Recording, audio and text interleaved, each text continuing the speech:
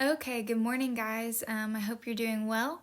If you were not able to make it to our virtual meetup, here's the video for you. So today we are going over lesson 01.06. So that's where this is coming from. You do not need to read that lesson, but do check back over it if you need a reminder about anything that we discussed.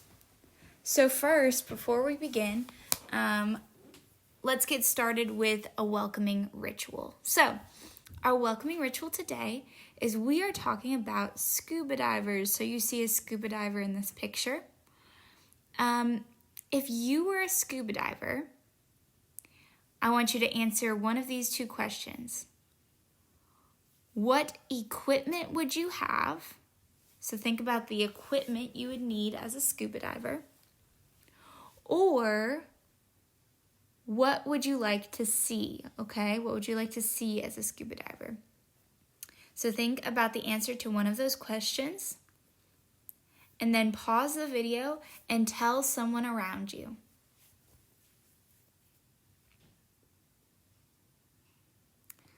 Awesome. Okay, well, let's look at some of the equipment. You would need a dry suit and a diving mask, okay? The mask would be very tight so that it could conceal your face so you could breathe. You would need a cylinder of compressed air, okay? That's what would actually be allowing you to breathe. But they are very heavy, so you'd have to take that into consideration. You would need scuba flippers to help you move fast. And then you would have to make sure that the air pressure, to keep the air pressure low, so you would have to expel air by blowing slowly out of your nose. So those are just a few things. We're going to start off today talking about a little bit of spelling and some grammar.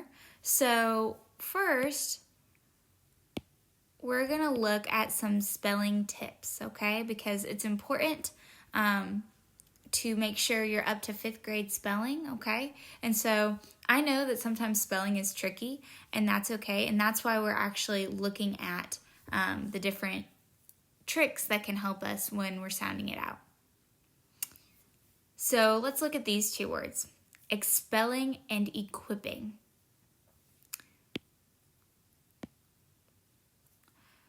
This word has some interesting features. So this is the word equipping. The qu sound in this word is actually spelled with the letters QU.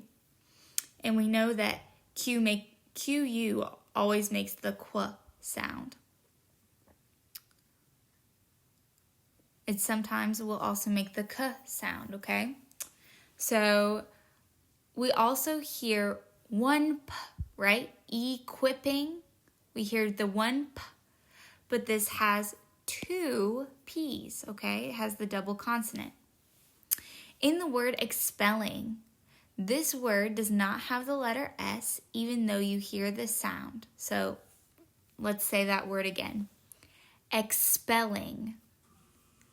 The letter combination is EXP. That makes this sound. Expelling.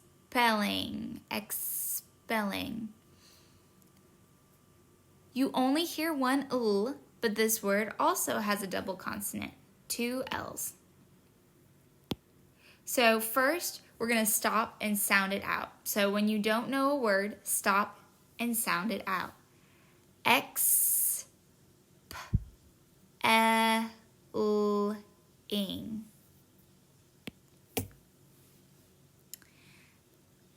Now, slow down for syllables. So break down the words into their syllables.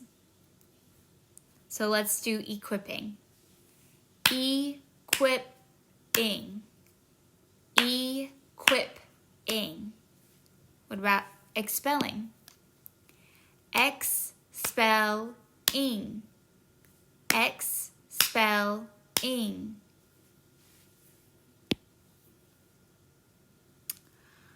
Okay, so then you're going to want to rule or rhyme your route. So what spelling rules can help?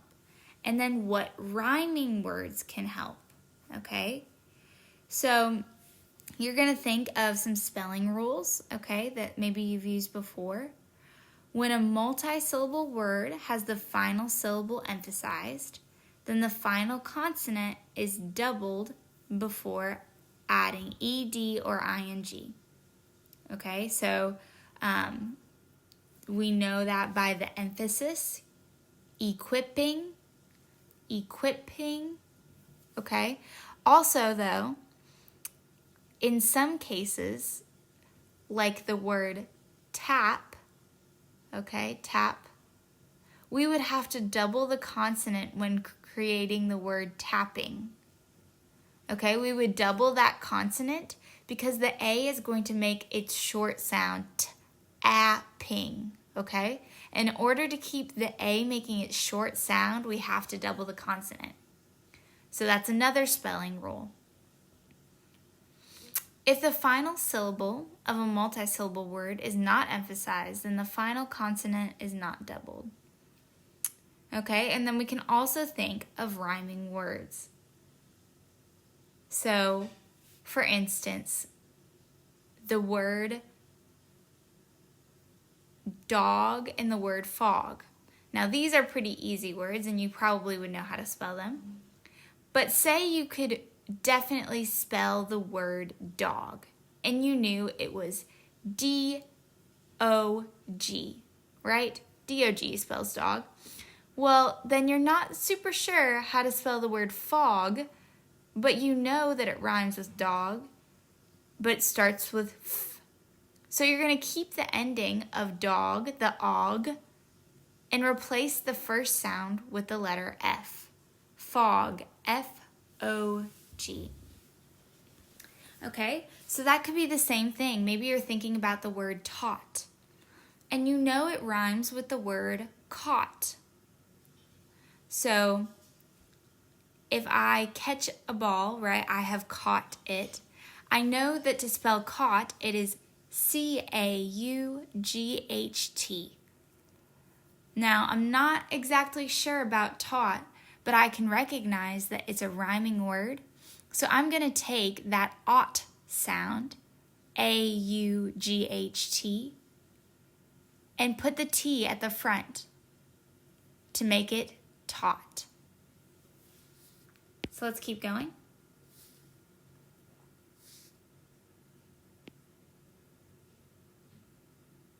And then we can also always use a dictionary to check our spelling and the meaning of words.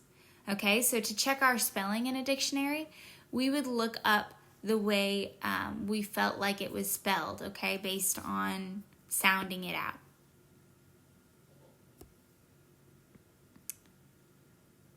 And then we would look to make sure that's the word we wanted by reading the dictionary definition.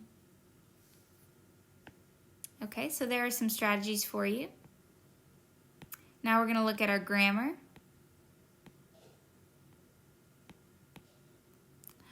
Okay, so we're going to go and hop back to verb tenses, okay?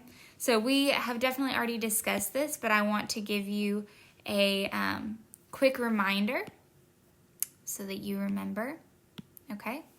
So when we're talking about present tense, it can be simple present or continuous present. Simple present means happened in a moment. So what do you think continuous present means? Continuous present means it happened over an extended period of time. But since we know it's in the present, it's current, right? It's happening now. So let's look at simple present, the moment. I play with my friends at the park. So it's happening now and in the moment. Continuous present. I am playing with my friends at the park. So that is happening over an amount of time, but it's still happening now. Okay, so let's look at simple past and continuous past. I played with my friends at the park. It was a moment that happened in the past. Continuous past. I was playing with my friends at the park. It happened in the past over a period of time. Future. Simple future. I will play with my friends at the park tomorrow. That is going to be a moment in time that will happen in the future. Continuous future. I will be playing with my friends at the park tomorrow. That happens in the future over an extended period of time. So let's select the verb that would make the sentence in past tense. During the movie, Sam stood, standing up. Remember, it happened in the past. Which one of those is a past tense verb? Stood. During the movie, Sam stood up and then blank his popcorn. So is it dropped, stand, or dropping? It happened in the past. Hopefully you said dropped. Okay, so let's look at another one. Select the form that would make this sentence in present tense. Which one of these is a present tense verb? During the movie, Sam blank up. Stood, stand, or stands?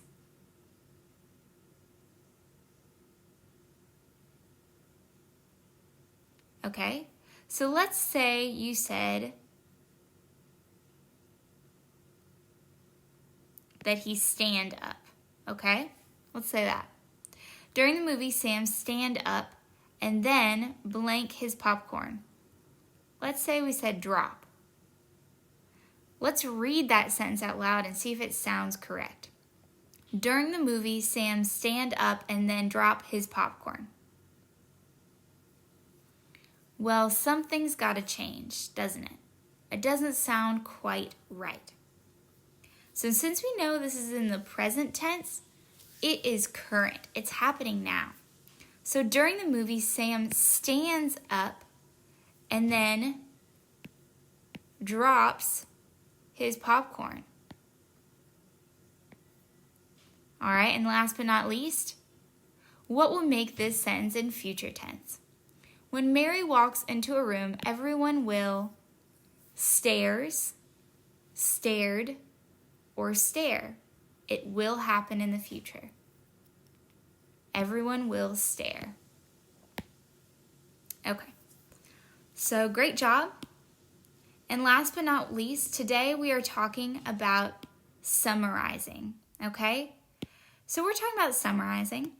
And when we're looking at summarization, okay, we're looking at taking the story or maybe the paragraph that we read and shortening it into the very basics. We just want the short story of what happened. That's summarization. So we want to know who was involved, the characters. We want to know where it happened, the setting. We want to know what happened, the problem and solution. And we want to know what you learned from the experience or the theme. Okay? So we're going to use this to help us summarize, okay? So this little graphic. Somebody wanted, but so then. Okay, so that's what you need to remember when summarizing. And we're going to go over it time and time and time again, okay? Because what we're doing when we're summarizing, remember, is we want the short story, we want your own words, and we want to make sure that it's detailed enough that someone could read it and understand what's going on in the story.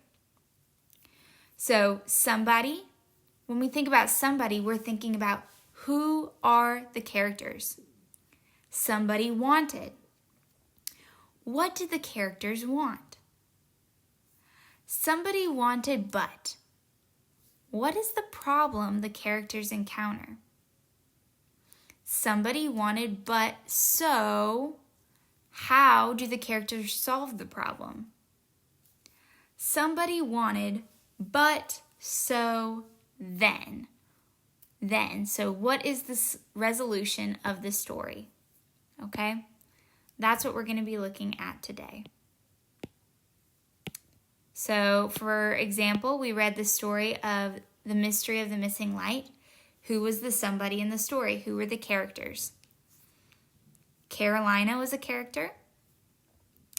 You could have said her dad is a character in the story, right? He talks to her. The man in the lighthouse is a character. You might have said his wife. You might have said the police that show up. So who are the main characters? We would say Carolina, Carolina's parents or her father, and the lighthouse keeper.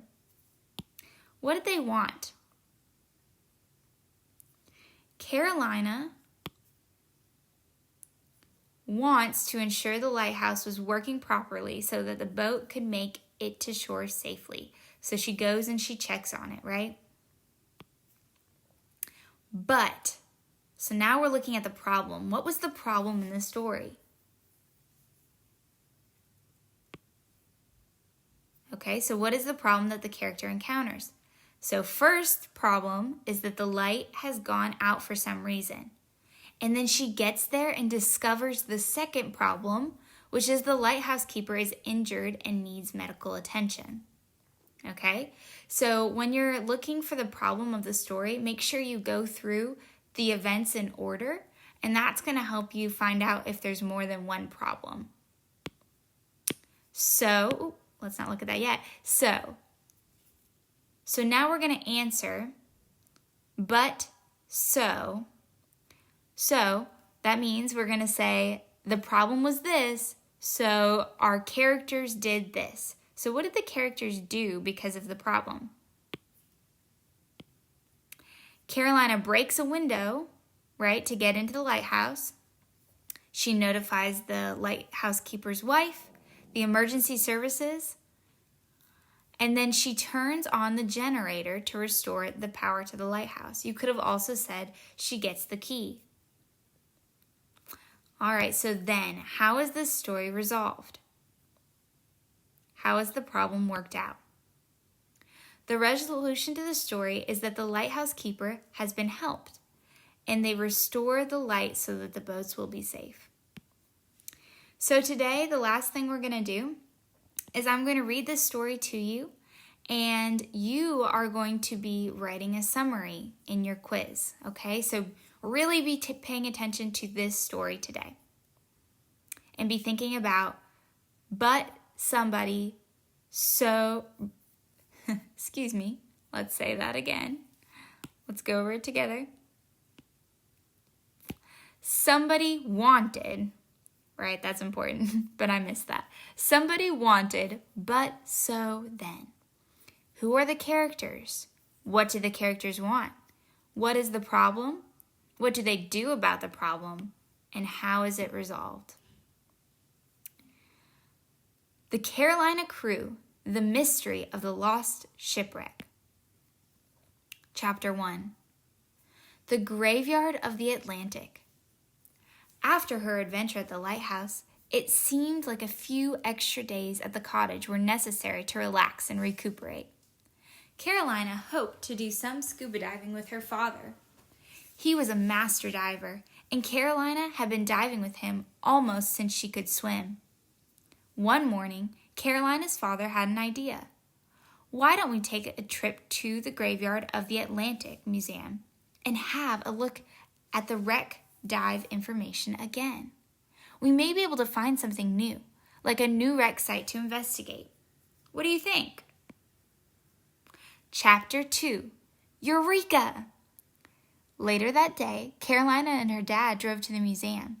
They spent some time looking at the various exhibits, but it was the wreck maps that intrigued them both. In particular, Carolina kept reading over the information on the two ships that went down very close to each other toward the end of the 19th century. The wrecks of the two ships had become entangled with one another. although the bow of the second ship was never found. Carolina whispered to her dad, "Psst, look at this.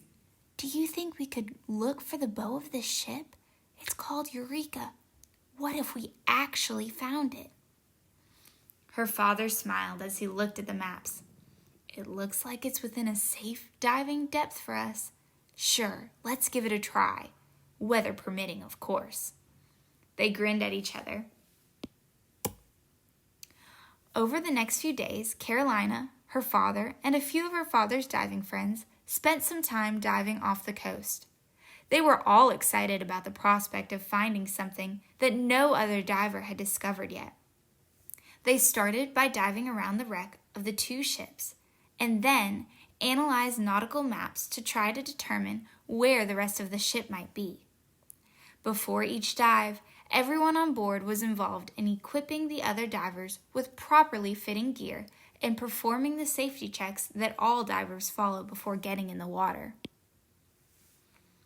After a few days of diving, they felt that they had exhausted all the possibilities around the wreck.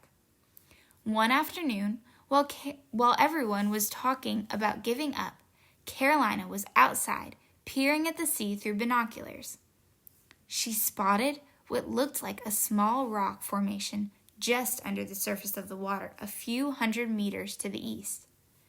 She thought for a minute and had an idea. She explained her theory to her father and some of the other divers.